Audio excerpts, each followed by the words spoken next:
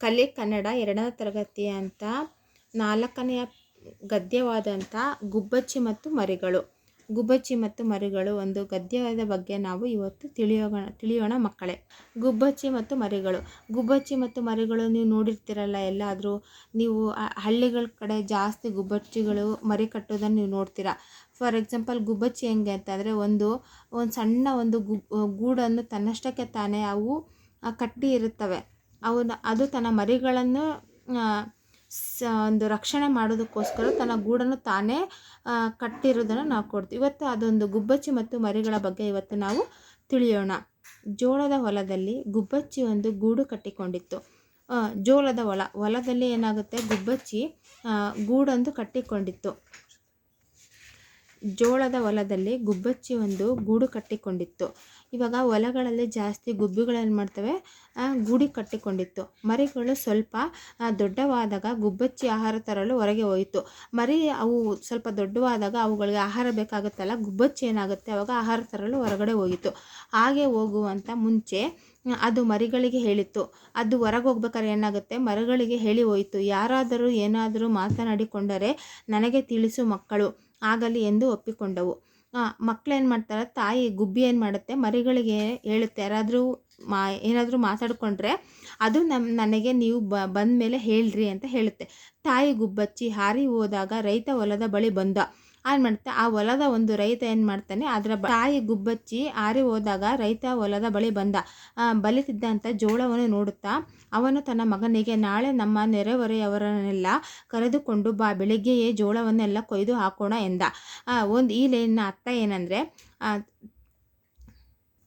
ತಾಯಿ ಗುಬ್ಬಿ ಏನು ಮಾಡುತ್ತೆ, ಹಾರಿ ಹೋದ್ಮೇಲೆ ರೈತ ಹೊಲದ ಬಳಿ ಬಂದು ಒಂದು ಜೋಳದ ತೆನೆಯನ್ನು ನೋಡಿದಾಗ ಜೋಳ ಬಲಿತಿದೆ, ಅದನ್ನು ನಾಳೆ ಕೆಲಸದವರನ್ನು ಕರೆದುಕೊಂಡು ಬಾ, ನಾಳೆ ಬೆಳಿಗ್ಗೆ ಜೋಳವನ್ನೆಲ್ಲ ಕೊಯ್ದು ಹಾಕೋಣ ಅಂತ ಎಂದ.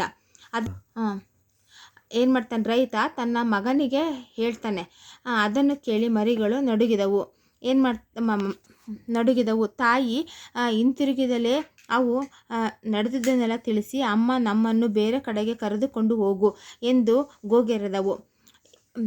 ತಾಯಿ ಬಂದ ತಕ್ಷಣ ಏನು ಮಾಡ್ತವೆ, ಮರಿಗಳು ಹೇಳ್ತವೆ, ಅಮ್ಮ ನೀನು ನಮ್ಮನ್ನು ಬೇರೆ ಕಡೆ ಕರೆದುಕೊಂಡು ಹೋಗು.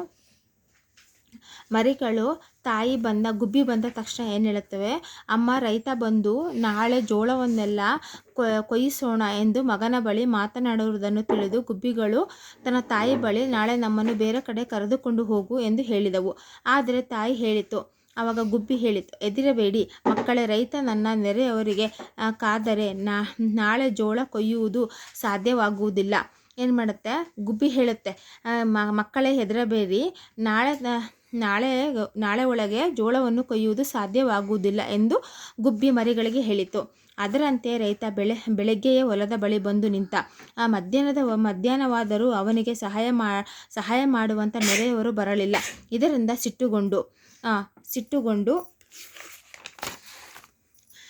ಅದನ್ನು, ಮಗನೇ, ಈ ನೆರೆಯವರನ್ನು ನಂಬಿ ಪ್ರಯೋಜನವಿಲ್ಲ, ನಾಳೆ ನಮ್ಮ ಬಂಧುಗಳನ್ನೆಲ್ಲ ಕರೆದು ಬಾ, ಜೋಳ ಕೊಯ್ದು ಬಿಡೋಣ ಎಂದ. ಜೋಳವನ್ನು ಕೊಡದು ಬಿಡೋಣ ಏನಂತೆ. ಅದರಂತೆ ರೈತ ಬೆಳಗ್ಗೆ ಹೊಲದ ಬಳಿ ಬಂದು, ಮಕ್ಕಳೇ ಇದ್ರ ಅರ್ಥ ಏನಂತಂದರೆ, ರೈತ ಬೆಳಗ್ಗೆ ಬಂದುಬಿಟ್ಟು ಹೊಲದ ಬಳಿ ಬಂದು ನಿಂತು ಮಧ್ಯಾಹ್ನದವರೆಗೆ ಅವನು ಕೆಲಸದವ್ರನ್ನು ನೋಡ್ತಾನೆ. ಆದರೆ ನೆರೆಯವರು ಯಾರೂ ಬರಲಿಲ್ಲ ಜೋಳವನ್ನು ಕೊಯ್ಯಲು. ಇದರಿಂದ ಕೋಪಗೊಂಡು ಅವನು ತನ್ನ ಮಗನಿಗೆ ಹೇಳ್ತಾನೆ, ನೆರೆಯವರನ್ನು ನಂಬಿ ಪ್ರಯೋಜನವಿಲ್ಲ, ನಾವು ನೆರೆಯವರಂದರೆ ನಮ್ಮ ಕೆಲಸದವರನ್ನು ನಂಬಿ ಪ್ರಯೋಜನ ಇಲ್ಲ. ಆದ್ದರಿಂದ ನಾಳೆ ನಮ್ಮ ಬಂಧುಗಳನ್ನೆಲ್ಲ ಕರೆದು ನಮ್ಮ ಸಂಬಂಧಿಕರನ್ನು ಕರೆದು ಬಿಟ್ಟು ಜೋಳವನ್ನು ಕೊಯ್ದು ಬಿಡೋಣ ಎಂದು ತನ್ನ ಮಗನ ನಡುವೆ ಹೇಳ್ತಾನೆ. ಮರಿಗಳಿಂದ ವಿಷಯ ತಿಳಿದ ತಾಯಿ ಗುಬ್ಬಚ್ಚಿ, ಹೆದರಬೇಡಿ ಮಕ್ಕಳೇ, ರೈತ ತನ್ನ ಬಂಧುಗಳಿಗಾಗಿ ಕಾದರೆ ನಾಳೆ ಏನು ಜೋಳ ಕೊಯ್ಯೋಕ್ಕಾಗಲ್ಲ ಎಂದಿತು.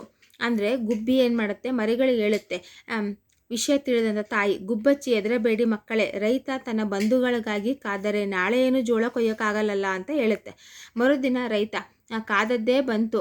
ಬಂಧುಗಳು ಒಬ್ಬರೂ ಅತ್ತ ಸುಳಿಯಲಿಲ್ಲ. ರೈತನ ಕೋಪ ಇಮ್ಮಡಿಸಿತು.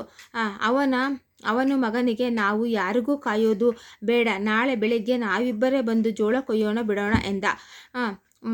ಇವಾಗ ಏನು ಮಾಡ್ತಾನೆ ರೈತ, ನಾವು ಬಂಧುಗಳಿಗೂ ಕಾದರೂ ಬರಲಿಲ್ಲ, ಕೆಲಸದವರು ಬರಲಿಲ್ಲ.